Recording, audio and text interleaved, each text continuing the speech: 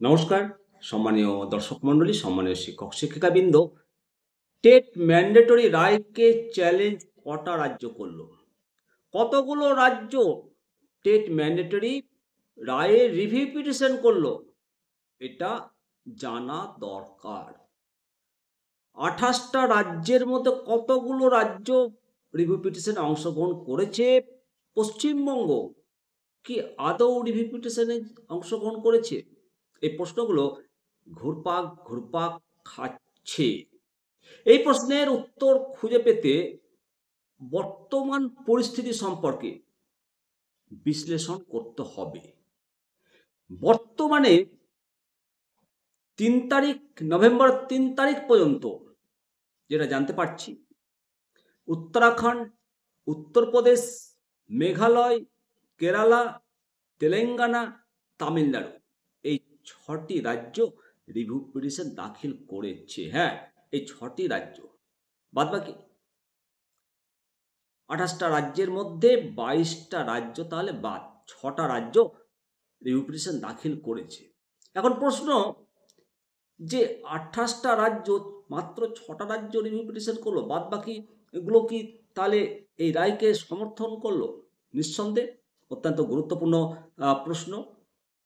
তো আগে জানা দরকার যে মোট কতগুলো রিভিউ পিটিশন হয়েছে। যে তথ্য জানতে পেরেছি, মোট ২২টি রিভিউ পিটিশন হয়েছে এখনো পর্যন্ত, বাদবাকি কিছু প্রসেসিংয়ে আছে। তো এই ২২টি মধ্যে ৬টি রাজ্য সরকার রিভিউ পিটিশন করেছে। তার মধ্যে উত্তরপ্রদেশ সরকার সর্বপ্রথম রিভিউ পিটিশন করেছে। কিছু রেকটিফিকেশন ছিল, ৩ তারিখ সম্ভবত সেটা রেকটিফিকেশন করে জমা দেওয়ার শেষ তারিখ ছিল। তবে বিহার নির্বাচনের জন্য ব্যস্ত ছিল। তার মধ্যেই সমস্ত কিছু ঠিকঠাক করে এটা ফাইনালাইজ হয়ে গেছে, এটা জানতে পারছি। এবং এই যে পুনর্বিবেচনার যে আবেদন কতগুলো হয়েছে, উত্তরপ্রদেশ সরকারের আবেদন যাই হোক না কেন, এটা সম্পন্ন হয়ে গেছে। বাদবাকি যে রাজ্যগুলো আপনাদেরকে নাম বললাম, সেগুলো হয়ে গেছে। তবে অনেকেই তামিলনাড়ু রিভিউ পিটিশনে অংশগ্রহণ করেনি বলে যে আমরা শুনতে পাচ্ছিলাম বিভিন্ন খবর মাধ্যমে, বিভিন্ন নিউজ মাধ্যমে।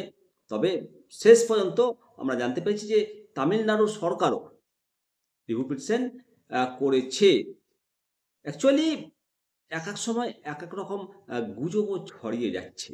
গুজবের বাজারে গুজব ছড়াচ্ছে। তো সমস্ত কিছু যেটা এই মুহূর্তের সবচেয়ে বড় স্ট্যাটাস হলো, যখন এটা জানতে পারা যাচ্ছে যে ২৮টা রাজ্যের মধ্যে মাত্র ৬টা রিভিউ পিটিশন করেছে। তাহলে বাদবাকিগুলো কে করলো? হ্যাঁ, ২২টির মধ্যে ৩রা নভেম্বর পর্যন্ত ৬টা করেছে রাজ্য সরকার রিভিউ পিটিশন, ১০টা করেছে বিভিন্ন প্রতিষ্ঠান, বিভিন্ন শিক্ষক সংগঠন, তাহলে ১৬টা।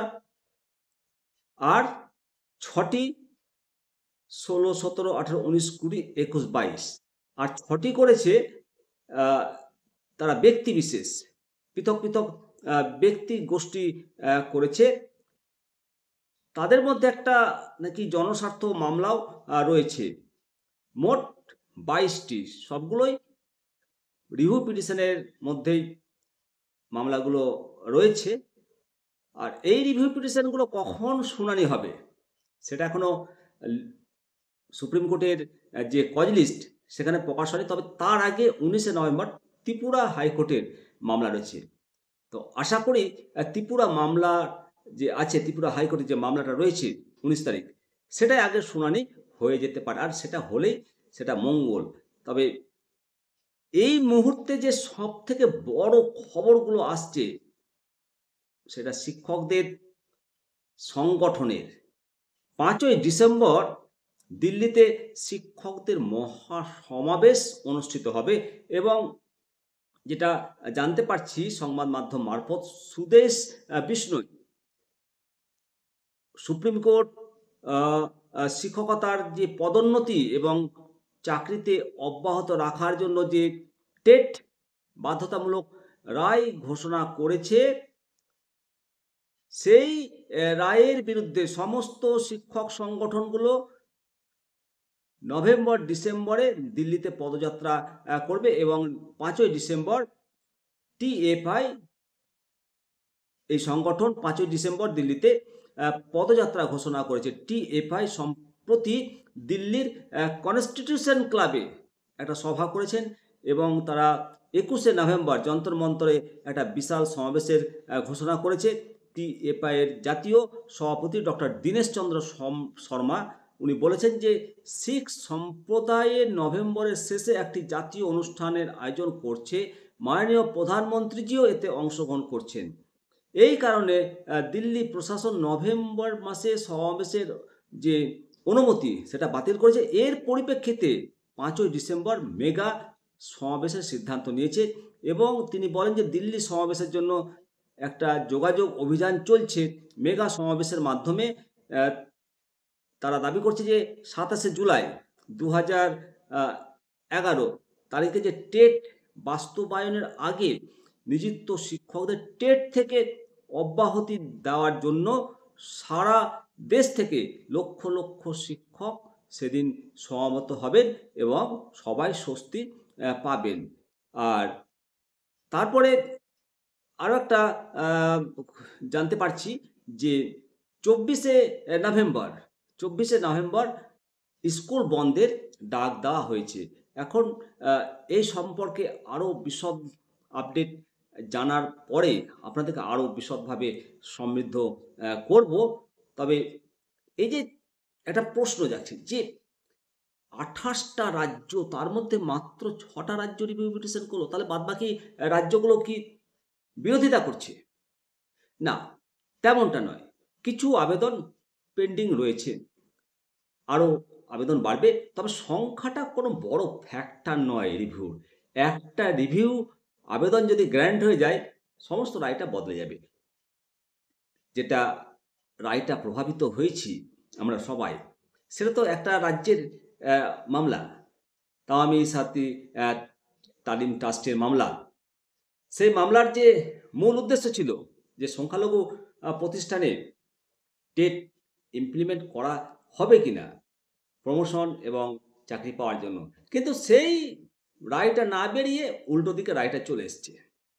আবার শিক্ষার অধিকার আইন সংশোধনের যে উদ্দেশ্য ছিল, তৎকালীন কেন্দ্র সরকারের যে মনের ইচ্ছাটা কি ছিল, সেটা একটু বোঝা দরকার রয়েছে, সেটা বিশ্লেষণ করার দরকার রয়েছে। কি কারণে করেছিল, তারা হয়তো সেই সময়ে ততটা বুঝতে পারেনি যে এই রায়ের ফলে এত সংখ্যক শিক্ষক শিক্ষিকা প্রভাবিত হবেন এইভাবে। সেটা সবাই উপলব্ধি করতে পেরেছে, কেন্দ্র সরকার উপলব্ধি করতে পেরেছেন এবং সেই উপলব্ধির কথা মাননীয় শিক্ষামন্ত্রী ধর্মেন্দ্র প্রধানজি উনি একটা বিবৃতি দিয়েছেন। অনেকে বলছেন যে সংবাদ মাধ্যমে বিবৃতি দিচ্ছেন না কেন, প্রেস মিট করছেন না কেন। বলি, সবার মাননীয় মন্ত্রীদের একটা প্রোটোকল থাকে, তার মধ্যে নির্বাচন চলছে। একটু ভেবে দেখুন যে কেন প্রেস মিটটা করছে না। অবশ্যই এটা সাবজুডিস ব্যাপার। এই ব্যাপারে প্রেস মিট কি করতে পারে? কেউ কি কোনো মন্তব্য করেন? মাননীয় সুপ্রিম কোর্টের রায়, সেটা সবার শিরোধার্য। হ্যাঁ, সেই রায়কে চ্যালেঞ্জ করে রিভিউ, যাবতীয় আইনি প্রসেস চলবে। পাশাপাশি শিক্ষকরা যে আন্দোলন করছে, ন্যায্য দাবি, সে আন্দোলন তো আমরা করবই। ভালো থাকবেন। অবশ্যই আপনাদের মতামত কমেন্ট সেকশনে দেবেন। পরবর্তী আপডেট অবশ্যই আপনাদের সামনে নিয়ে আমি হাজির হব। শিবরাম সরকার। জয় হিন্দ, জয় ভারত। অবশ্যই চ্যানেলটিকে সাবস্ক্রাইব করবেন, আর পারলে মেম্বারশিপ বা একটা সুপার থ্যাঙ্কস তো আপনাদের কাছ থেকে আশা করতেই পারি। ভালো থাকবেন। নমস্কার।